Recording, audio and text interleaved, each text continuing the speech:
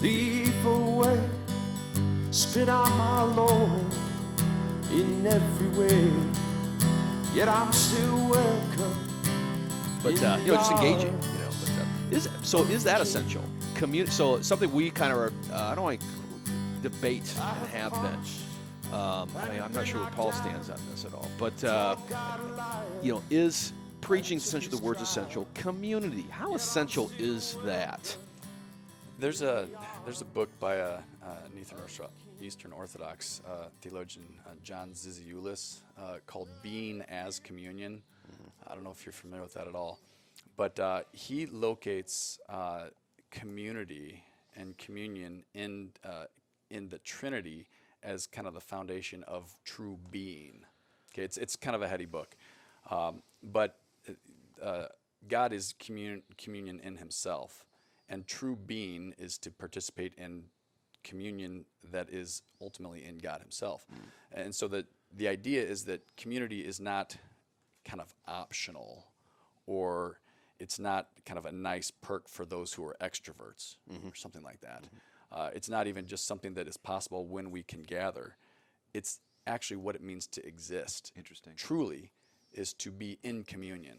And I find that very, very helpful in the sense that it helps me think about ways in which we have, in the church, kind of unwittingly fragmented For some time. the human experience even. Yeah. By focusing on an individual's relationship with God, or an individual's standing, or an individual's personhood. We emphasize personhood a lot. But this, I think, opens up some avenues to think about, okay, to be a Christian, to be a person, how does communion figure there? And then you've got essential, there is community. Now, what does that community look like? How do you gather? I mean, everybody who's had a FaceTime call with families knows that you can relate to people through a screen. But there's something not quite right there either. Something's lacking. But better than just a phone call, I would But say. better than a phone call. Definitely better. You actually got to fix your hair a little bit too, Yeah, maybe. yeah. Depending on who you're talking to. Yeah. I think part of what happened with the lockdowns and stuff is it wasn't the conversation. The distinction was foisted upon the church. It wasn't something we. That's a good point. Like once again, we were just reacting, and so it became a. Like in California, it was just you're not essential. There was no conversation. It didn't matter. It didn't matter our space. It didn't matter what precautions we would take. You were not essential, so you close up. And it was as simple as that, compared to like in Florida where Ross was, they said, no, you're essential, but very limited, and here's what you're gonna do. But it was like so it wasn't a conversation that came up from the church. It was a label applied to a congregation, and then kind of sent everyone reeling, which was kind of a fascinating thing. And then those conversations became fruitful. Like, is this essential or not? Do we just take that label and say, yeah, that's right, we're not essential? So I think that's fascinating, because what I think everyone saw or has experienced was there is something essential about that physical gathering of the people of God, or physical gathering anyway, or like you were saying, that whether it's church or not, that we see with all the mental health issues that are the rates are going through the roof and stuff, and a big piece of that, I think, is because people are no longer have that physical gathering. Proven fact, right? When you're a kid, they got to be touched, held. I mean, you when we say physical, I think touched, held, talked to, feeling, spit on your face is actually something bigger than just anesthetically far away, or Right. especially through the internet. And you talk about this experience that's been different for everyone kind of across the country, depending on where you live.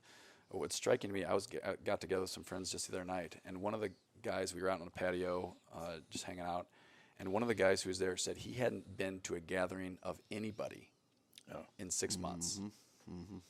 Jeez. And that's here. And now we've tried to respect kind of Yep. the rules and stuff Yeah, here as a yeah. family. But we got 4 kids, high school down to middle school, and we live on campus over here. And there's community around.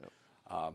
But it was shocking to me that he said this is the first time I've been around anybody for 6 months, and he is really struggling. I mean that there's that connection that was really when you miss it. I mean, you guys are familiar with Bonhoeffer's Life Together. That takes on a new meaning at a time where it's harder to get together, Right. especially for some who are alone. Yeah. Which sometimes you might have to be alone. That's the nature of the church. I can't. Maybe it was who was the Revelation guy before? Brighton. Somebody was just kind of like, you have to be together, people, because there's going to be times where you can't. I think it was him. It was really like, don't take this for granted, because you might have to you might have to be alone, or, focusing on other Christians or whatever. Like, so when you can get together, take advantage of that. I wonder, so we think of, I really like what you're saying, we've been preparing people to see our experience with God one-on-one for a while, maybe Enlightenment period even, maybe individualism and the Constitution, we just think like that. And then I think we always, as Lutherans, like to make fun of the entertainment-focused worship styles as maybe also so one-sided, you come and you're going to be entertained. But I wonder if we've gone too far the other way with our theology, our overreaction of what the point of worship is. So usually you want to tell people, you don't come to church to worship God, you come to be fed. But if we go too far with that, we can come across that Gottesdienst, not the weird newspaper that comes out once in a while, but the but God's service, sort of, quite frankly, kind of an invented thing for a while, but an overreaction to make a point that you're coming to be served by God. I hear, and I heard myself definitely as a young seminarian coming out there making sure you ain't here to worship nothing. You are here to be served by God, which sounds great. But then we come to this, and it's like, well, why do you need to get together? Why can't you just be served by God one-on-one? Our theology also, overusing it, by the way, Luther would never talk like that fully, changed the point of worship. And the worship is to be fed, but it is actually also, you are doing something. It's what Christians have always done, and it's not just receiving, though that's the essence of it. And it's not, certainly you're not doing anything for God. He doesn't need Sure.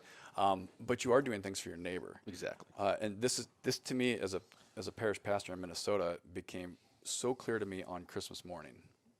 Because I don't know how you guys celebrate, but we had Christmas Eve service and then Christmas morning.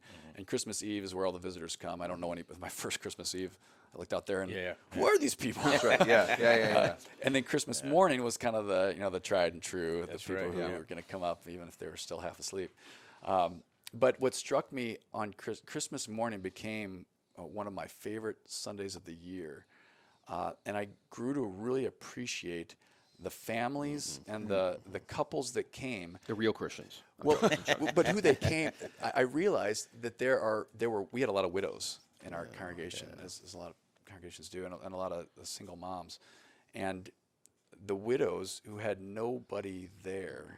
We had one particular one that I always remember. She had no kids. She had 3 husbands. Each of them had died, and she was by herself. And she would come on Christmas morning. This was her family Christmas. Absolutely. And it opened my eyes to, you worship not just for yourself and not just for your relationship for God, not for God, of course. A lot of what we do together is for those who don't have the community. Yeah. We are their family, and that's what Paul's getting at when he talks about you're a member of a body. When you become a part of the church, you're a part of a body. And I think we've kind of done a poor job almost with the individualistic conversation of, now which part are you? We'll give you an inventory, you fill it out, and we'll figure out if you're a finger or This a is your toe. ministry. Yeah, that's right. But actually what it means is you're showing up to support the weakest person. And just by being there on Christmas morning to be with the widow, the body's taking care of itself. And there's actually, it's to kind of run with the metaphor, it's a much healthier body now because you're doing it this way. And my first call in Georgia, like that's what they taught me. It was military town with very few people there that were from St. Mary's, Georgia. They were all from somewhere else, which meant they were there without their extended family. So Christmas morning is a prime example. I mean, they came and that was family, and they taught, you know, Cindy and I for sure what it could look like for a church to treat each other like that. You know,